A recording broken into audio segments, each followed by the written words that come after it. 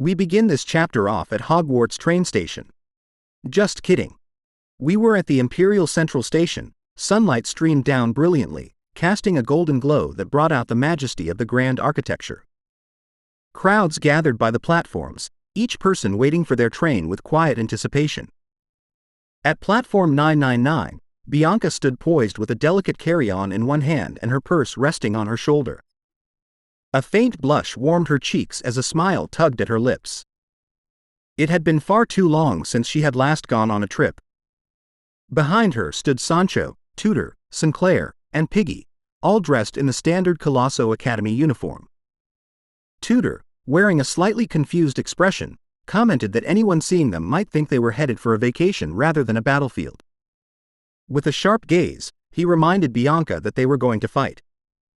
Unfazed by his warning, Bianca glanced at him, unimpressed. Her tone cool, she questioned whether he truly expected her to remain on high alert in a public train station. Dismissing his concerns, she lifted her index finger and gestured to the side. Everyone turned their attention in the direction she pointed. Not far off, a group of students were laughing and chatting among themselves. With a confident smile and a gleam in her eyes, Bianca pointed toward them and declared her intentions clearly. No matter what, Colosso Academy would take first place in the Olympiad survival competition. Until then, she intended to enjoy a small taste of freedom beyond the academy walls to mark the beginning of the Olympic survival competition. To signal the start of the Olympiad survival competition, the four institutions representing the empire gather in one place, starting with Colosso Academy, the prestigious elite school renowned for offering the finest education in all disciplines. From the north came Boot Camp Varangian, a rigorous northern warrior training school specializing in cold climate combat where students honed their skills with blades, spears, axes, and bows with arrows.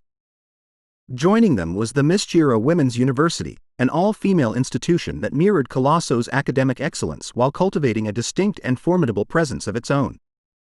Then there is this year's hosting institution, the Eastern Magic Training School, the Magic Tower. Tudor, eyes on Bianca, asked with mild curiosity if the Magic Tower was indeed hosting this year. Bianca turned toward him, her expression composed, and confirmed it. She explained that the continent's southeastern city, Dort Smile, is famous for being a tourist destination, which is where the Magic Tower resides. As they moved through the bustling station, a voice echoed from the loudspeakers, announcing the arrival of the Continental train at platform 999. The next stop would be the Imperial Capital's Central Station. At the sound of this, the eyes of Tudor, Bianca, and Sinclair lit up with anticipation and joy. In contrast, Piggy stood stunned, jaw slack with disbelief as the massive train roared into view. It barreled toward the platform at high speed, trailing glowing blue smoke. A large, intricate magic circle hovered at its front, pulsating with arcane energy. With a powerful screech, the train slowed to a halt at the platform. Piggy clenched his fists, his eyes gleaming with pure excitement. It was his first time seeing a magic-powered train. Sancho, hands confidently on his hips, wore a proud grin as he remarked that he had already experienced this train once before, back when he traveled to enroll at Colosso Academy. While Piggy remained entranced by the magical marvel before him, Bianca raised her finger and scolded them not to wear such foolish expressions. Her commanding voice drew everyone's attention. With calm composure and a sharp glint in her eyes, she pointed toward the train and revealed that students from both Varangian Academy and the Mischira Women's University had already boarded at the previous station. According to Bianca, they couldn't afford to look weak in front of their competitors. They had to carry themselves with pride. Like a true alpha, not a beta. Just then, the train doors opened and students began to disembark. Among them emerged a towering man with a cross-shaped scar etched across his face and a woman in striking red shoes. Piggy, Sancho, and the others immediately turned their attention toward the imposing pair. Their curiosity piqued, and trailing behind the burly man, more students from Varangian Academy stepped off the train, their expressions stern and disciplined. Their robust builds bore a striking resemblance to Sancho, as if cut from the same martial mold. If I didn't tell you that they were students, we would all assume that they were some random thugs for our boy to beat up. Not long after, the students from the Mischira Women's University began to disembark, clad in their distinctive red and pink uniforms, their poise elegant yet fierce. Mean Girls vibes. The final two to step off were a curious pair. One was a tall figure from Varangian Academy, arms crossed and wearing a self-assured smile. At his side stood a girl dressed in the Mischira uniform, her eyes concealed beneath a curtain of bangs, her presence quiet yet unreadable. Piggy blinked, confused, his eyes wide as he tried to process the sudden entrance of the other students. Tudor, arms crossed and brows furrowed, observed the movement with suspicion. The air felt heavier, tenser. After a moment, he extended his hand to the side with a confident smirk and remarked that the other students would lose their composure the moment they laid eyes on Sancho. Piggy tilted his head, puzzled. "Why?" he asked, arms outstretched. Standing beside him, Sancho broke into a wide grin. Tudor chuckled, then closed his eyes and replied matter-of-factly. Sancho had ranked first in the entrance exam for Varangian Academy. But instead of staying there, he'd made the bold decision to enroll in Colosio Academy instead. Sancho's grin widened as he nodded in agreement. With his usual swagger, he added that he was always ready for a good fight. Their conversation was cut short as Bianca approached, her expression thoughtful. She remarked that Sinclair might have an even harder time than the rest. Sinclair turned to her, surprised, eyes slightly wide at the comment. Bianca's voice remained calm as she recalled a detail others had nearly forgotten.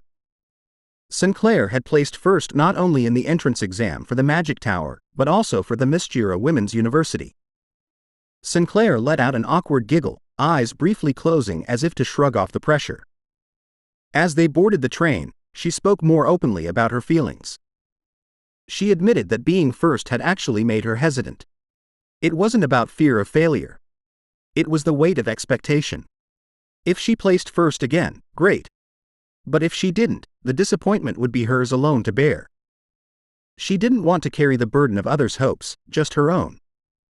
Ahead of them, Piggy was already moving down the aisle, studying the train ticket in his hands. Tudor followed behind, extending a hand toward Sinclair with a reassuring grin. He told her not to worry too much. After all, the true aces were the third-year students.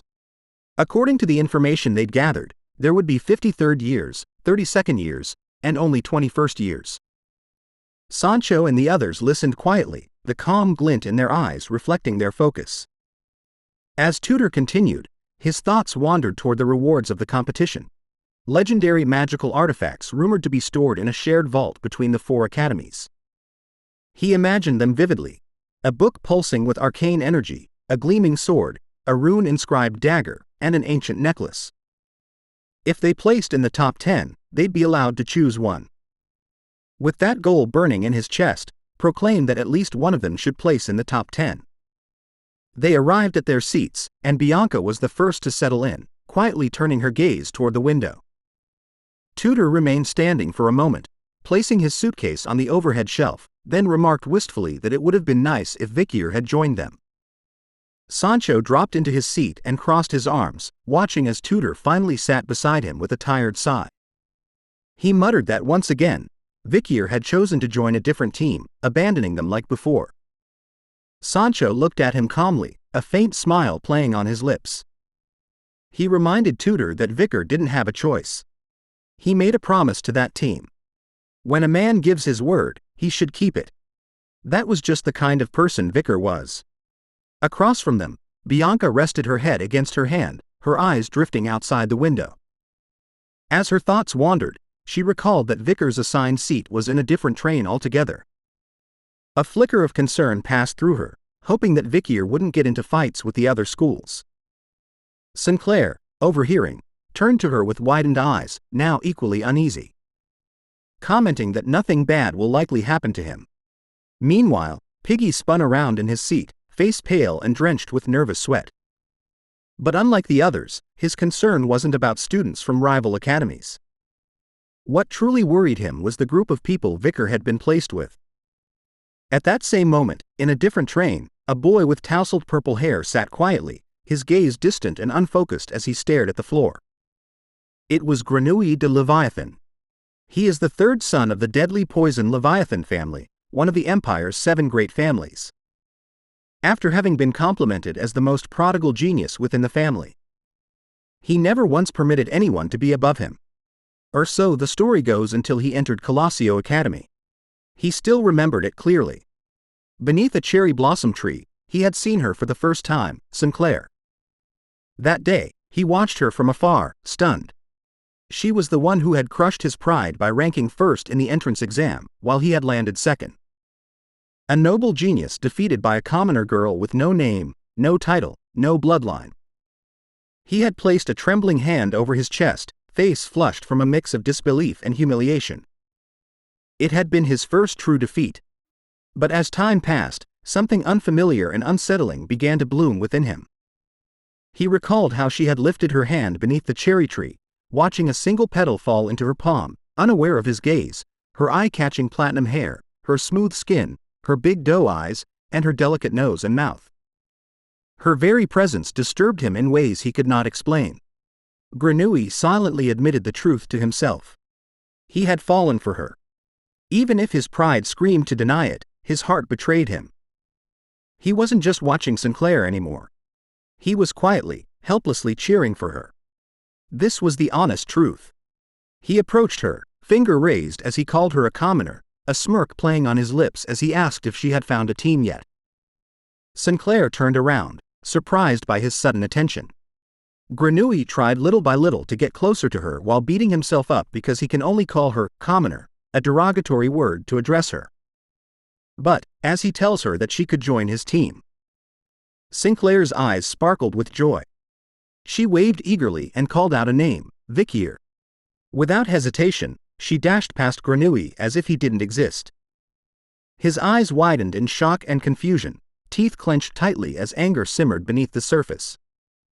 Behind him, Vikir stood silently, lost in thought. Sinclair reached out, smiling warmly as she spoke with Vikir. And at that moment, Granui's world began to crumble. The man had been defeated with a single move. Comment F to pay your respects. Back on the train, Granui sat with his back to the window. Nearby, Vikir and the Baskerville triplets were gathered in a heavy silence, the air thick with unspoken tension. Granui stretched out his legs, resting his feet squarely on Vikir's knees. Vikir's gaze locked onto him, a flicker of irritation flashing across his face as he stared down at the unexpected intrusion. He fell silent, unsure of what to say. Granui returned the look with eyes filled with disdain. He couldn't understand why Sinclair was drawn to Vikir.